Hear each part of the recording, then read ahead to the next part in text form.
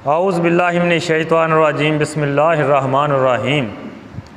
कम आज उजड़े पुजड़े लोगां दे रब तेरी नगरी आबाद रखू। कम आ तू उजड़े लोगां दे रब तेरी नगरी आबाद रखू। ते तू उन्हां नूं कदी भी भुल्ली ना और रब तैनू फिर सदा ही याद रखू।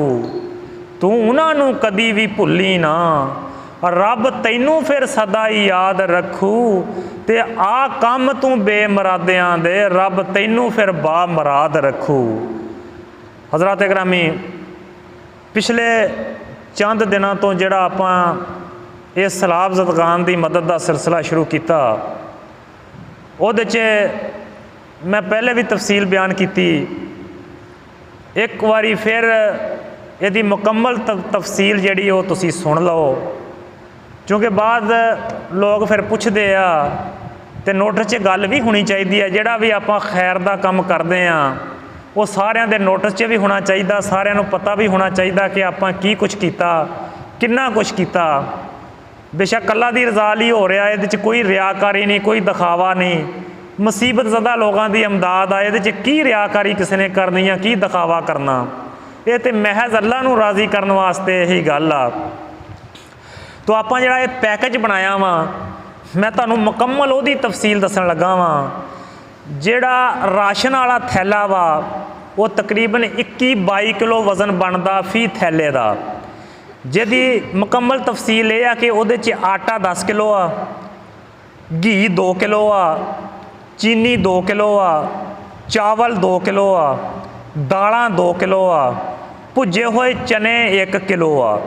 क्योंकि भुजे चने एक मुकम्मल खुराक आ, तो यह जे मामलों च हंगामी मामलों च ज़रा यदी बड़ी अहमीयत होंदी आ।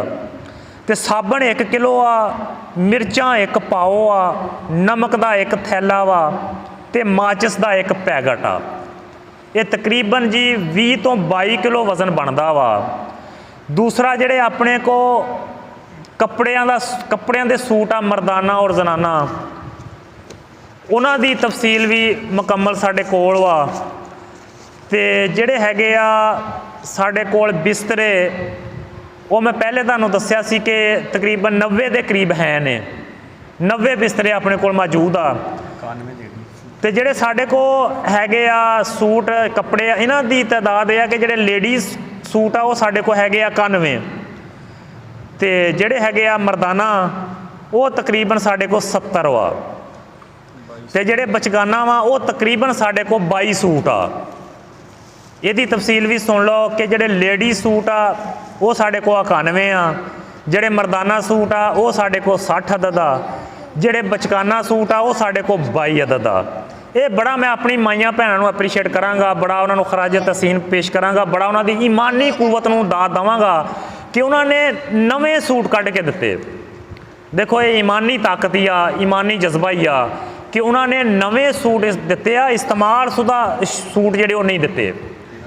तो अगर असी कोई थोड़े जे 20-22 बिस्तरे अगर असी होर करन च कामयाब हो गए तो फिर इंशाअल्लाह ताला 115 घरां वास्ते मुकम्मल राशन का 1 पैकेट और 1 बिस्तरा वो आपां देण च कामयाब हो जाएंगे। तो मैं पहले बात कर रहा सी ये जद्दोजहद आ। देखो असी जदों दा ये सिलसिला शुरू किया, उस तो बाद सोशल मीडिया ते असी ये पोस्टां लाइयां, तो गुलफाम पाशा साहब दस रहे कि बेशुमार पिंडां चों कालां आ चुकियां कि यार तुसीं ये सारे पिंड वालियां ने रल के इन्ना कुछ किया, तुसीं सानूं भी थोड़ा जिहा दसो ताकि असीं भी इहदे ते काम करिए। और वेखो जिहड़ा असीं काम कीता वा ये जदों लोगों तक पहुँचूगा, जिन्ने लोग देख के काम करनगे सारिਆਂ दा अजर मिलूगा। क्यों जी भाई साहब? तो बेशुमार फोन आ चुके आ, बेशुमार ये गल्लां हो सक, और वो कह रहे हैं कि सानूं इहदी तफसील दसो कि तुसीं ये किवें कीता। तो जनाब ये देखा देखी आ, नेकी देखा देखी भी होवे तो जिन्हें करने आ उन्होंने भी अजर मिलना, जिहदे वल वेख के नेकी होनी उहदा भी अजर मिलना वा। तो जनाब ये जहान जद्दोजहद का जहान आ। इस जहान च अंबिया कराम ने जद्दोजहद की, रसूलों ने जद्दोजहद की, नबियां ने जद्दोजहद की, सहाबा कराम ने जद्दोजहद की, तबा तबाइन ने जद्दोजहद की, शुहदा ने जद्दोजहद की, स्वालहीन ने जद्दोजहद की, औलिया कराम ने जद्दोजहद की। ਇਹ ਜਹਾਨ ਜੱਦੋ-ਜਹਿਦ ਦਾ ਜਹਾਨ ਆ। ਇੱਥੇ ਕੁਝ ਕਰਨਾ ਪੈਣਾ, ਹੱਥ ਹਿਲਾਉਣਾ ਪੈਣਾ ਵਾ, ਮਿਹਨਤ ਕਰਨੀ ਪੈਣੀ ਆ। ਆਪਣੇ ਲਈ ਸਾਰੇ ਲੋਕ ਕਰਦੇ ਆ, ਲੇਕਿਨ ਜਿਹੜਾ ਦੂਸਰਿਆਂ ਲਈ ਅਮਲ ਕੀਤਾ ਜਾਵੇ ਉਹਦੀ ਅਹਿਮੀਅਤ ਜ਼ਿਆਦਾ ਵਾ, ਅੱਲਾ ਦੇ ਨਜ਼ਦੀਕ ਉਹਦੀ ਕਦਰ ਜ਼ਿਆਦਾ ਵਾ।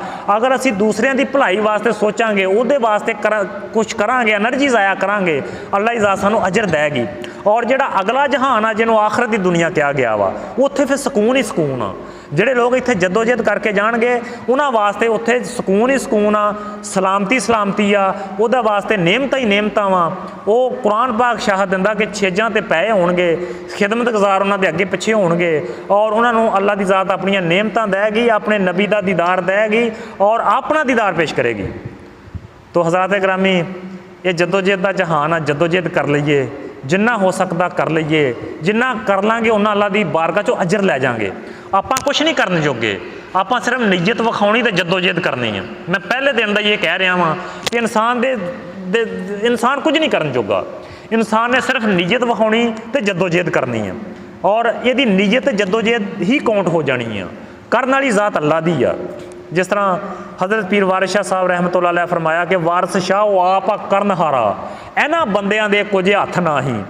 ਤੇ ਵਾਰਿਸ ਸ਼ਾਹ ਵਸਾ ਕੀ ਜ਼ਿੰਦਗੀ ਦਾ ਬੰਦਾ ਬੱਕਰਾ ਹੱਥ ਕਸਾਈਆਂ ਦੇ।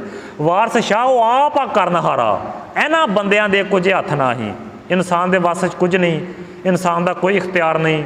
ਇਨਸਾਨ ਆਪਣੀ ਨੀਅਤ ਵਹਾ ਸਕਦਾ ਤੇ ਜੱਦੋ-ਜਹਿਦ ਕਰ ਸਕਦਾ। ਔਰ ਨੀਅਤ 'ਚ ਰਿਆਕਾਰੀ ਨਹੀਂ ਹੋਣੀ ਚਾਹੀਦੀ, ਦਿਖਾਵਾ ਨਹੀਂ ਹੋਣਾ ਚਾਹੀਦਾ, ਆਪਣੀ ਬੱਲੇ ਬੱਲੇ ਬਣਾਉਣ ਵਾਲੀ ਗੱਲ ਨਹੀਂ ਹੋਣੀ ਚਾਹੀਦੀ, ਫੂੰ-ਫਾਂ ਨਹੀਂ ਹੋਣੀ ਚਾਹੀਦੀ, ਮਿਟਣਾ ਚਾਹੀਦਾ, ਆਜਜ਼ੀ ਹੋਣੀ ਚਾਹੀਦੀ, ਅੱਲਾ ਦੇ ਅੱਗੇ ਇਨਕਸਾਰੀ ਹੋਣੀ ਚਾਹੀਦੀ ਆ, ਤੇ ਇਨਸਾਨ ਦੀ ਭਲਾਈ ਦੀ ਬਾਤ ਹੋਣੀ ਚਾਹੀਦੀ ਆ। ਨੀਅਤ ਇਹ ਹੋਣੀ ਚਾਹੀਦੀ ਆ ਕਿ ਮੈਂ ਇਨਸਾਨੀਅਤ ਦਾ ਭਲਾ ਕਰਨਾ ਵਾ, ਇਨਸਾਨੀਅਤ ਲਈ ਕੁਝ ਕਰਨਾ ਵਾ। ਤੋ ਅੱਲਾ ਦੀ ਜ਼ਾਤ ਜੀ ਸਾਨੂੰ ਰਿਆਕਾਰੀ ਤੋਂ ਬਚਾਵੇ। ਅੱਲਾ ਦੀ ਜ਼ਾਤ ਆਪਣੀ ਰਜ਼ਾ ਵਾਸਤੇ ਕੁਝ ਕਰਨ ਦੀ ਤੌਫੀਕ ਅਤਾ ਫਰਮਾਵੇ। तो मैं दुआ गो हाँ कि अल्लाह ज़ात सब का आना जाना बैठना कबूल फरमावे। आमीन जी।